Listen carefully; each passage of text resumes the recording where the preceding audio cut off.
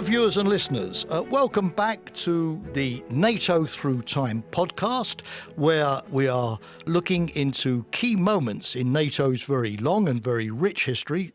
And today, I, Jamie Shea, who has the privilege of being the co-host of this NATO Through Time series, I'm joined by a fellow co-host. And for the first time, that co-host is Thomas Pildagovic, and he is from Latvia. He's joining me from Riga. As I said, Thomas, it's your first time on the show, so a very warm welcome. Thank you for joining me. But as it's your first time, Thomas, would you please quickly introduce yourself and tell the viewers and listeners how you got involved in this NATO business in the first place?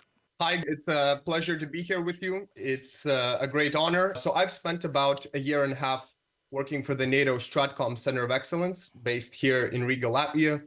And I was one of the influencers involved in NATO's Protect the Future campaign. So kind of attending military exercises, working to demystify some of the things that NATO does.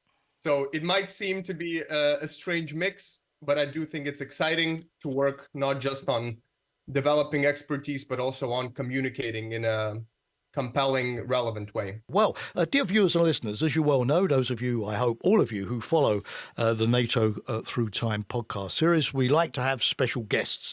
I'm delighted to welcome Rose Gottemoeller.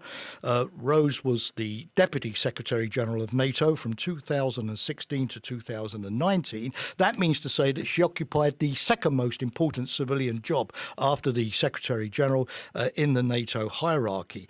But Rose was the first woman to be a Deputy Secretary General of the Alliance. She was also the second American to occupy that very high position.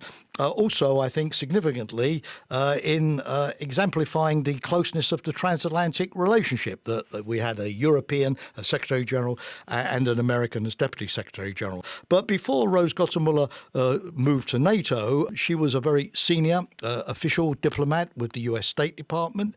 She specialized in nuclear arms control issues, the Soviet Union in the days of the Cold War, and then Russia. So if anybody had the dream CV, the dream resume to be a NATO Deputy Secretary General, it was Rose Gottemoeller. So Rose, I personally have been very much looking forward to today's podcast, but I know that your breadth of experience, your intellectual insights are going to make today's podcast a true intellectual feast. Well, thank you so much, Jamie. It's a pleasure to be on with you and with Thomas, and it's really fun to be in the studio with you, so to speak, with all the NATO colleagues in the background there. So let's get going.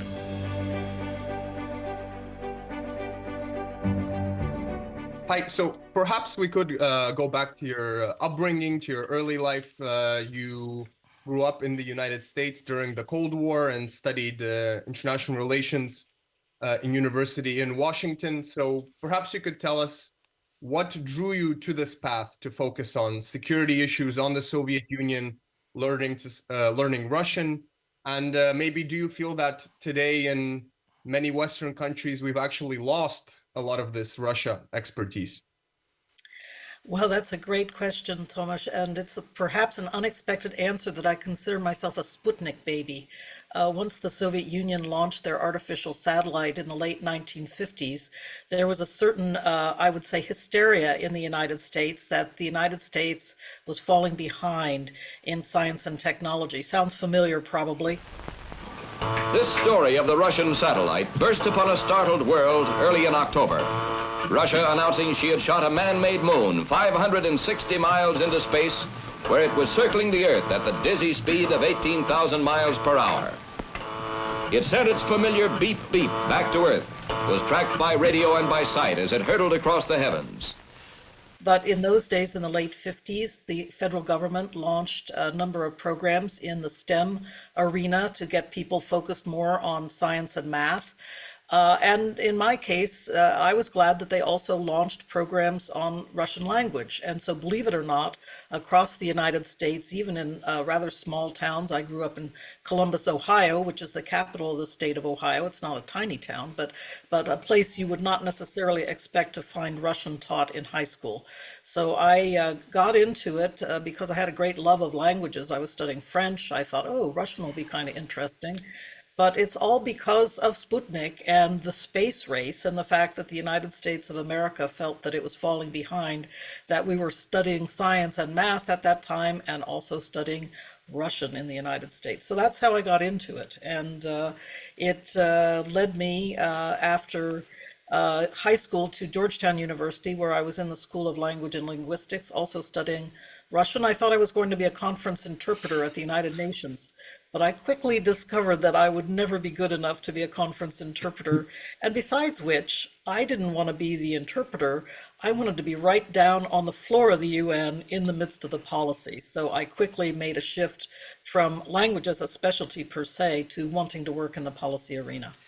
So, Rose, it was great for NATO that your Russian was 99% good, but if it had been 100% good, we would have never had the privilege of having you as the Deputy Secretary General. So sometimes life does work out for the best. But what about NATO? How did you sort of, first sort of get involved with the alliance? It certainly didn't happen only when you became Deputy Secretary General, right? Oh, of course not. And in fact, I remember, well, Jamie, you'll remember this publication, NATO 16 Nations. No.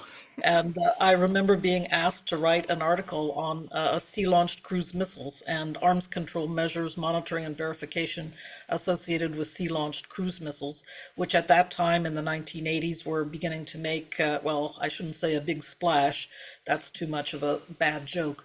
But they were catching a lot of attention, and people were concerned about control and monitoring of them. And I knew that at the NATO alliance, there was a lot of focus on notions of extended nuclear deterrence. But you can hear from the way I'm talking that I came at NATO very much in the context of being an expert on nuclear doctrine, strategy, policy, and control measures. I had the good fortune to become a research assistant at Rand Corporation in 1978 for a fellow named Thomas Wolfe, who was the senior Soviet military analyst at the time and was writing a book on the first strategic arms limitation agreement, so-called SALT I agreement of 1972. And I came to be his research assistant on that book. That's how I got bit by the bug.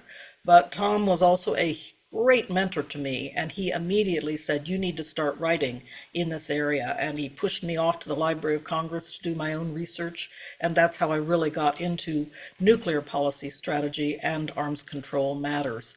So that's how I first came at NATO, over NATO's concerns about the developing arms control agenda, which was quite, I would say, quite heavy in the 1980s, particularly with the crisis over intermediate range ground-launched missiles in Europe at that time. Rose, when you became Deputy Secretary General in 2016, was it a situation where you thought, well, I really want to go to NATO now because this is the right time and I would want to do things there? Or was it, that, to quote a very famous saying from an American gangster movie, somebody made you an offer that you couldn't refuse? Well, it's an excellent question, Jamie, and I have to say I was somewhat astonished when I was first approached at a high level in the State Department. I had been working for President Obama as his Undersecretary for Arms Control and International Security. I had negotiated the New START Treaty. I was entirely focused on, again, nuclear policy and arms control when I was approached at a very high level and asked whether I'd be interested. And my first response was a clutch of fear because I would have to leave my comfort zone and go to what was for me essentially a new institution with a new approach to policy making. I had worked most of my life in the realm of bilateral policy with regard to the USSR, Russia, Ukraine, Kazakhstan, other states of the former Soviet Union, always on a bilateral basis, and suddenly to go to a multilateral institution with such a serious and extensive history, I felt a clutch of fear. But then I thought to myself, well, girl, if you're not learning, even late in life, you are not, you're not worth much. So take the challenge if it's offered. And President Obama indeed put me forward to Secretary General Stoltenberg for the position with the full support of my boss, then Secretary of State John Kerry, and the Secretary of Defense at the time. And so it was in some ways an offer I couldn't refuse, but I also saw it as a challenge to myself, something new to take on and to try to do well at. Did the United States at the time feel it was particularly important to have the second most important civilian job in the alliance go to a US citizen? But was that a sense that the transatlantic alliance somehow needed to be reinforced, or that the US needed greater influence in the alliance? I had the privilege to follow Ambassador Alexander Verschbau, who preceded me as Deputy Secretary General of NATO, and he, of course, is a great Europeanist, a great expert on NATO overall. He'd served as U.S. ambassador to NATO. So I think that his position at NATO, as it was a bit of an experiment to begin with, but as the Russians carried out their first invasion of Ukraine in 2014, seizing Crimea and destabilizing the Donbass, having Sandy Verschbau in that role to help to drive the initial NATO response to that crisis, I think was universally regarded in Washington as having produced good results for the alliance. And also in terms of ensuring that U.S. policy was able to be fully implemented in regard to NATO. So, of course, the Deputy Secretary General of NATO works very closely with the U.S. ambassador to NATO in all circumstances, whether the DSG is from the United States or from another country of NATO. The DSG is always working closely with the ambassadors. I think, long story short, I think Sandy Verschbau's experience had been a good one. It had set a good precedent, so to say, and so it was kind of a no-brainer from the perspective of the Obama White House to follow up with another candidate. That said, it was a real competition. It wasn't I wasn't a shoo-in. I had to compete for the position.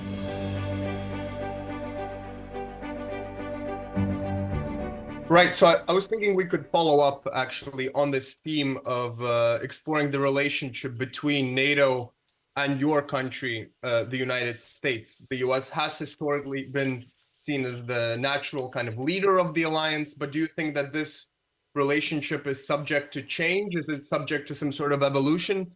And maybe not at such kind of a high level.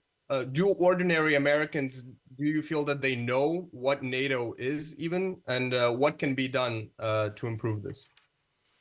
Yeah, my experience, Thomas, is formed in two ways. First of all, I was DSG when the 70th anniversary of NATO took place in 2019, and I remember very much at the time, it was during the first administration of President Trump. There were a lot of, I would say more news stories about NATO had been in U.S. media than perhaps in the past, but it had caught the attention of the American public in a way that I thought was extraordinarily valuable, because it was clear in 2019 that there was strong bipartisan support, Republicans and Democrats, for the NATO alliance. That was among the public, and the surveys, public opinion surveys showed that at the time. But in terms of the leadership in Washington, and particularly on Capitol Hill, I still remember the Secretary General's remarkable appearance before a joint session of Congress, Senate and the House of Representatives, and the number of standing ovations he received was very similar to what happens when our president gives his State of the Union address, and there's a lot of leaping to feet and clapping, ordinarily by either one party or the other, depending on who's in the White House. But on this occasion, when Jens Stoltenberg was speaking, both parties were leaping to their feet and applauding what he had to say. Madam Speaker, Mr. Vice President, honorable members of the United States Congress, ladies and gentlemen. I am really, truly honored and grateful for the privilege of addressing you all today. The NATO alliance is not only the longest lasting alliance in history, it is the most successful alliance in history. Madam Speaker, Mr. Vice President, it is good to have friends. Thank you.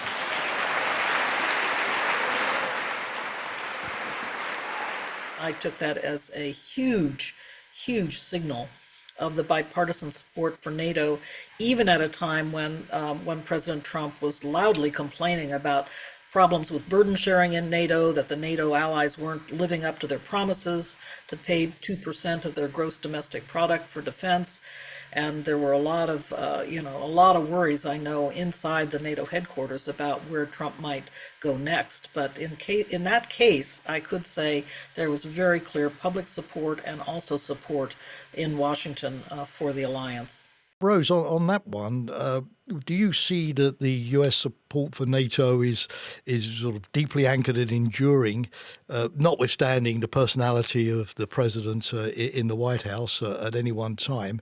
Or do you think that, sometimes from a European perspective, looking at the US engaged in the Asia-Pacific region more and more, obviously very much engaged in the Middle East at the moment, not having an inexhaustible treasure chest of money to spend on NATO, that the Europeans should sort of take more responsibility? Macron's been talking about European strategic autonomy over the years. How enduring do you, particularly there on the West Coast where NATO is very far away, how enduring do you see this US commitment? Or are there things that Europeans should be a little bit worried about?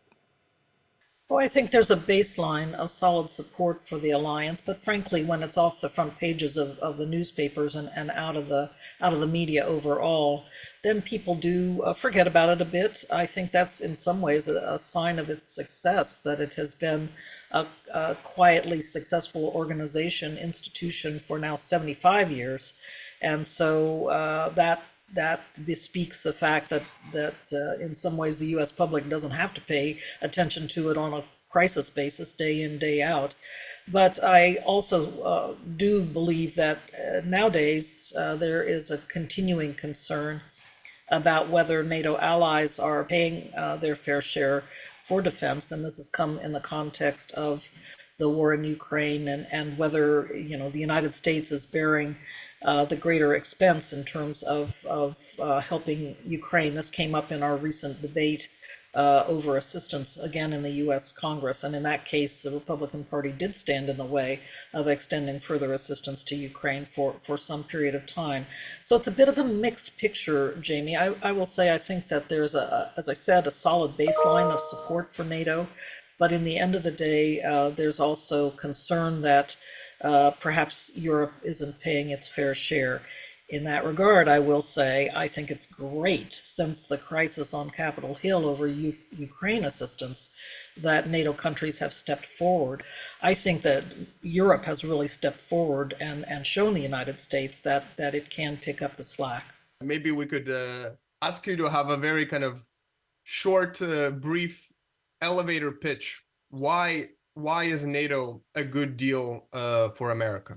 I say first and foremost that allies are helping the United States to defend forward. That, of course, the United States, the continental United States, is protected by two great oceans. There's no question about that. But having allies to work with in both Europe and Asia ensures the robustness of that defense of the continental United States, and ensures essentially that also we have allies, friends, and partners to work with us on addressing threats that are further afield. The fact that we are able to deploy forward, for example, to address threats as we see them nowadays in the Middle East is very important, or threats that are emerging in Africa, in the Southern Hemisphere.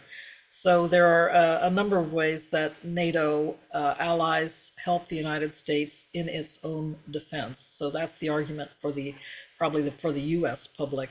But I would say furthermore, I look at the U.S. position with allies, again, both East and West, and I compare our situation to Russia, who I guess has one ally in the form of Belarus, but doesn't have others it can count on. And to me, this is a grave strategic weakness that the United States does not face. Rose, there is a common perception, maybe amongst those who don't know NATO particularly well, that it's a US-dominated alliance, that the US calls all the shots. The Europeans are there, if you like, to take their orders from Washington. You've known NATO both from inside, but also as a senior State Department official. Is there any truth to that perception? But on the other hand, I suppose there's a related question, which is that does NATO work without American leadership? Yes, ha ha ha, I would say, having worked very hard as DSG to bring along NATO allies, and I mentioned the difficulty of tackling oftentimes a number of allies who don't want to come to consensus over particular issues. And again, it's a slow and difficult process and requires some very astute diplomacy. I'm not going to say I'm the most astute of diplomats, but observing how the U.S. ambassador has to carefully work these issues, as others do inside the alliance, and that includes the Secretary General himself. I wouldn't say that NATO is the poodle of Washington by any means. Just like any other player in this complex dance, the United States has to work hard to gain consensus around the NATO table.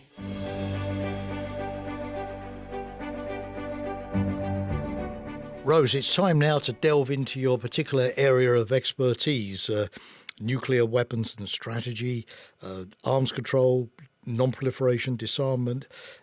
One of the difficult things to do is to make the case of why an alliance like NATO needs nuclear weapons and nuclear deterrence, because clearly these are the most destructive type of weapons, at least up until now.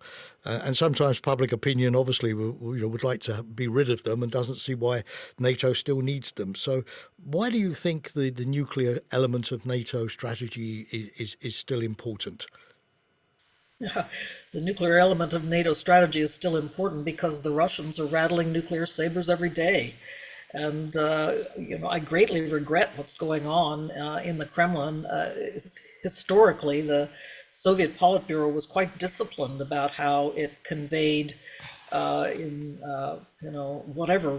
written or spoken form, its nuclear deterrence strategy. But nowadays, it's gotten quite sloppy with the nuclear saber being rattled at every opportunity. And so I think that it's important in that context for NATO to continue to show the strength of the extended deterrence commitment that the United States articulates and implements together with its NATO allies in Europe. When Russia makes all of these nuclear threats, admittedly most of them come from the former president Medvedev, who often puts them in extremely outlandish ways. Do you see that as just sort of rhetoric, a bluster, or do you think that this is really sort of moving conflicts towards a possible sort of nuclear dimension? Obviously, these are designed to scare public opinion, but do you see Russia becoming, you indicated this just a moment ago, a country which really does see a use for nuclear weapons? It's loose talk that's dangerous. And it definitely implies that the man in the Kremlin, because none of this would take place if Vladimir Putin was not approving it. And he himself, although he's been more circumspect in the way he conveys the threats, nevertheless, he has clearly indicated that he sees utility in again, putting forward the nuclear threat as he's embarked on this invasion of Ukraine. And by the way, he also put forward such threats in 2014 to try to keep NATO out of the fight. Frankly, I agree with the position that President Biden has taken, that is that we will fully assist Ukraine in every way possible, both in military and humanitarian terms, but we do not want to risk this conflict in Ukraine turning into World War III. And so for that reason, NATO soldiers should not be engaged in actually fighting on behalf of Ukraine. So again, we could probably spend a good hour talking about that matter overall, but I do think, to get back to your question, Jamie, that Vladimir Putin has been using nuclear weapons in a way that is certainly unprecedented for a great nuclear power, and they are one of the two nuclear superpowers in the numbers of weapons that they have available and the way they operationally deploy them. But he's also behaving the way Kim Jong-un does in North Korea, foolishly, I think, and kind of dangerously rattling the nuclear saber once again. So it's a combination of, we have the capabilities of a great nuclear superpower, should be treated responsibly, but Russia and its leadership is increasingly playing the game as if they are a large nuclear pariah state, only rivaled by North Korea. Rose, you spent a lot of your career negotiating arms control agreements, for example, New START, which was perhaps one of the greatest, particularly in the nuclear area, but more generally, arms control agreements we've seen are really reducing dramatically the number of nuclear weapons in the world. And then for a while, we had, the INF Treaty limiting intermediate force weapons. We had open skies. We had a lot of arms control for a while. We seem to be moving in the right direction. Now this trend seems to be, unfortunately, reversing with many of these agreements breaking down. Are you pessimistic about the future? Are we going into a sort of a nuclear free-for-all?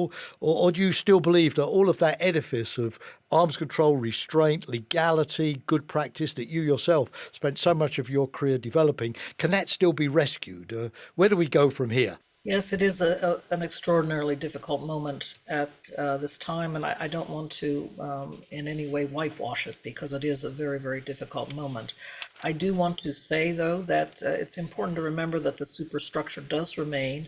The Non-Proliferation Treaty is going through its normal review cycle. I know there'll be a lot of attention worldwide. It's practically a universal treaty with very few non-member states at this time. The South Asians, India and Pakistan, Israel, North Korea, not members of the NPT regime, but practically every other state around the globe is a member. And it gives us, I think, a firm infrastructure, again, to continue to try to wrestle with these problems. And we must continue to do so along all three main lines, that is disarmament, non-proliferation, and peaceful uses of the atom. I will furthermore say that although Putin has pulled the plug on implementing the New START treaty, the limits remain very much in force, and the United States and Russian Federation have committed to retain those limits at least until 2026. That is the year that New START will go out of force. And so I think between now and then, we must look for every way possible to get back to the negotiating table and look for ways to continue those limitations and the verification and monitoring regime that goes along with it. That's what Putin has pulled the plug on at the present time. Now, there is a new factor at work here, and that is China and its nuclear modernization. And there's a great deal of concern in the United States that the U.S. is now facing two nuclear peers, with China building up. Could it get close to the numbers of weapons that Russia is deploying, which is 1,550 strategic warheads? Well, there is fear in Washington that in the next 10 years, China could approach those numbers of deployed strategic warheads. So honestly, this is a moment of crisis, absolutely.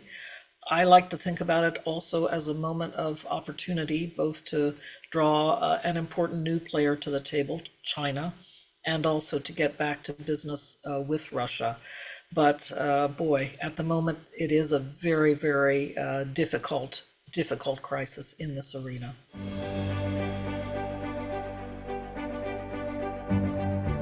If we trace the NATO-Russia relationship in the 90s, the two parties did manage to find spheres of cooperation, right? Like counterterrorism, promoting scientific cooperation, and so forth.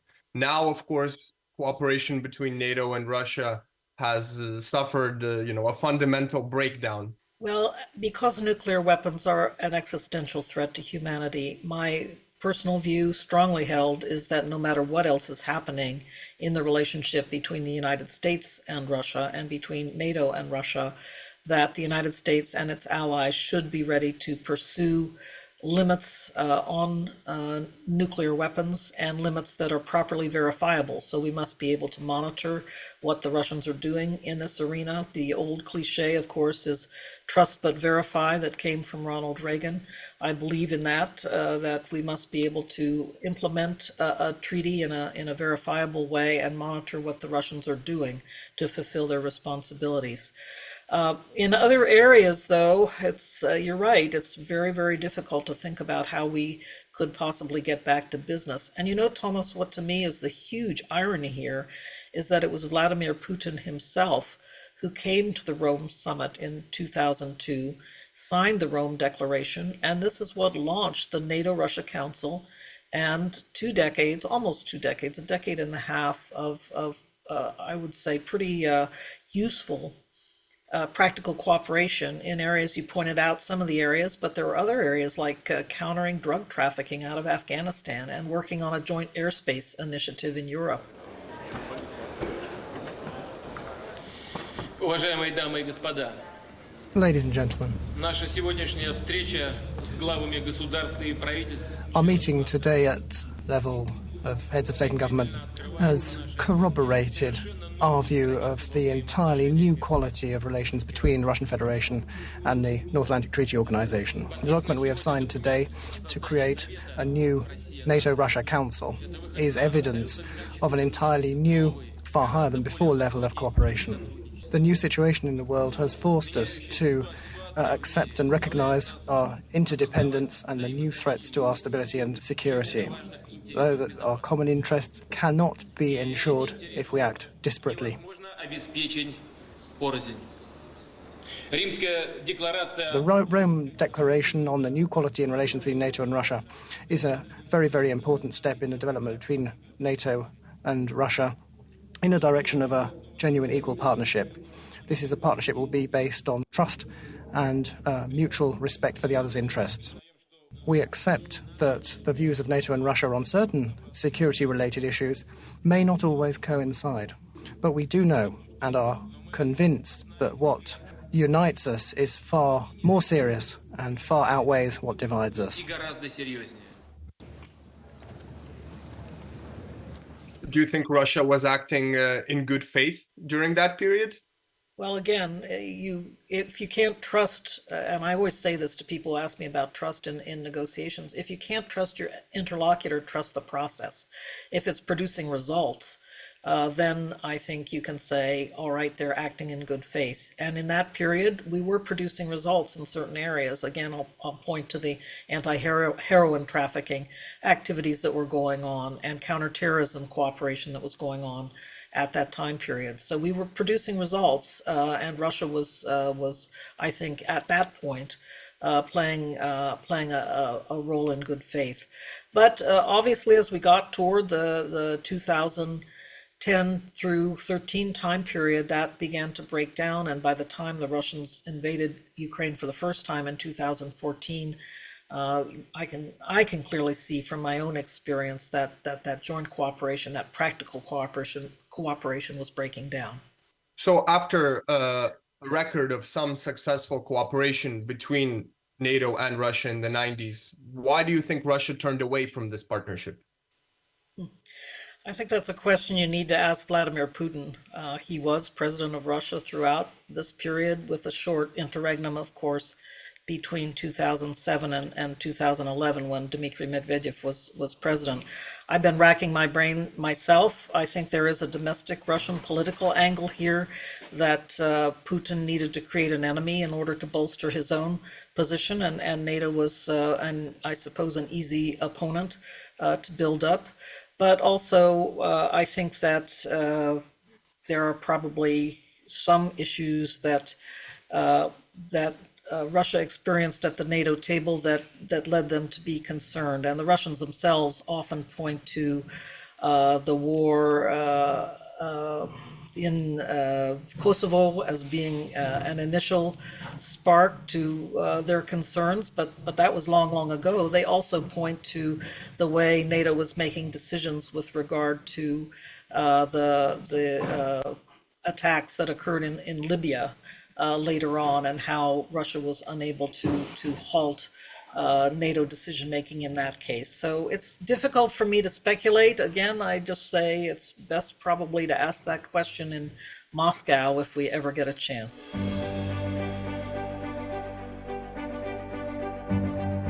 NATO's coming to town in the United States in July with the summit in Washington, which officially sort of marks the 75th anniversary, at least at the level of heads of state and government. How do you see the state of the alliance today? What do you think NATO is doing right? And if you were still Deputy Secretary General, what would you be advising Secretary General Stoltenberg to sort of focus on to make the Washington summit a success? I think it will be really important to talk to the American public. We started out practically talking about what the American public understands about NATO, and what it understands about the alliance as it exists today. But it's going to be really important to talk to the American public, as well as to the rest of the allies and the world community as a whole, about the future of the alliance. Where is this alliance going? What will it be willing to do to continue to build security and prosperity for all of its members, but also then to tackle the big problems going forward? And, there's so many of them we haven't even had time to talk about, related to emerging technologies and innovation, uncertainties with regard to where those new technologies are taking us in the battle space, but also issues to do with climate change. And I know that the Secretary General, Mr. Stoltenberg, has no need to hear from me advice on that score. He's very interested in how to address the climate crisis. But all of those are areas that may not seem, top priorities when you look at the battles that are going on these days in the regions around Kharkiv and elsewhere along the long battlefront in Ukraine.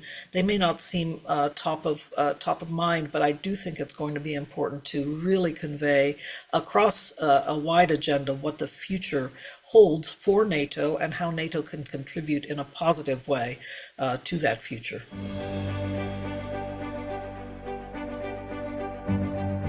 You have, of course, done a lot of really impressive work to promote women's careers in international security in related spheres through organizations like WISE. The question is kind of blunt. Do you feel that the glass ceiling has been broken, or what are some of the kind of key barriers that still remain? Well, there's no question that the glass ceiling remains in place in many spheres, and it hasn't been broken completely. I do think that progress has been made, and I was proud during my time at NATO that we were able to bring more and more women into middle management and then higher management positions at NATO. It's a heavy lift, slow but steady, but I do think, and I do hope that the next Secretary General of NATO will be as supportive of bringing women and other less privileged professional classes into NATO headquarters to ensure that we have a good balance there, good diversity, as we like to say in the United States. Certainly Jens Stoltenberg has been great in that regard, and I was glad to back him up during the time that I was at NATO.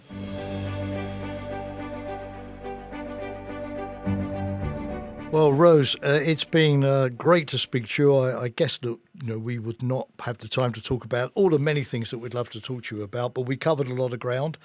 So on behalf of Thomas and I, we want to thank you very much for joining us today, for sharing your time, but above all, sharing your intellect. Thank you so much. It was an honor. And Rose, from Thank myself you. and from all of your colleagues here at NATO headquarters who fondly remember you and your time as Deputy Secretary General, again, thanks for staying committed to NATO and being on the podcast today. Thank you so much, Jamie. Thanks, Thomas. It was a great honor for me and a pleasure. I'm glad in this small way to participate in our celebrations of 75 years of NATO into the future.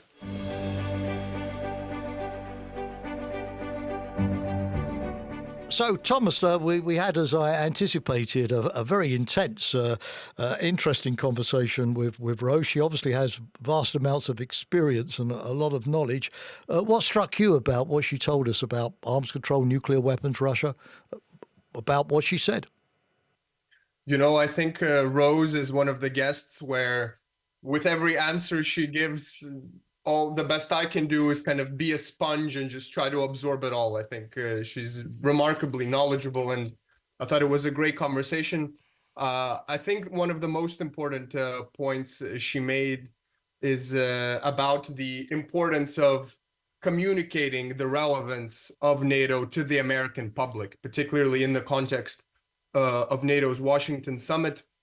It's really important that the summit does not become just some sort of event for politicians or for diplomats or for decision makers. It's really important to expand it to the entire American society and beyond. But of course, Thomas, having spoken of the skill set for being a top diplomat, at the end of the day, she did really reinforce the importance of the transatlantic relationship. But she delivered an optimistic message that's still very solid. That's good news. But what she had to say about Russia nuclear weapons, the way in which Russia is becoming irresponsible, not just with threats, but the way in which it conceives nuclear weapons and encouraging countries like North Korea and Iran to follow suit, that was pretty sobering, right? And that is something which clearly is going to be a big challenge for NATO and the Western democracies in the years ahead. Thomas, again, great to have you. Let's do it again sometime. I know you're busy now, so off you jolly well go. And to our viewers and listeners from NATO headquarters, thanks once again for joining us on our NATO podcast.